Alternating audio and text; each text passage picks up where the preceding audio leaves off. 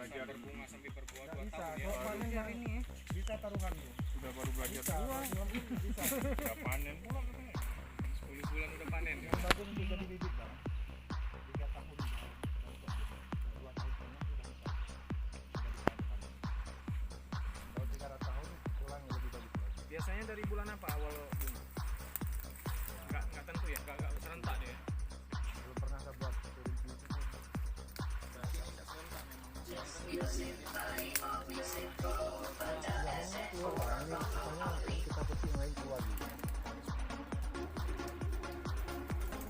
Begitu juga panen bang, kalau panen kan ada yang bilang 6 kali. Kita tergantung menyesal sendiri bang.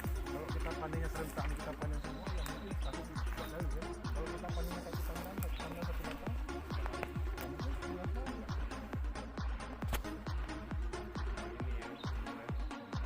Cuman kalau di kebun ini jarang-jarang saya panen juga. Kemarin kenapa nggak kita tinggalkan di sini? Karena rontok. Baru kemarin.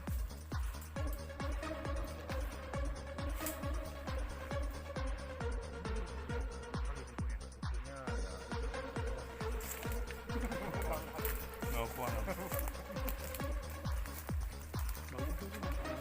Lebih bagus dan terbentuk. Tapi kan organik cair.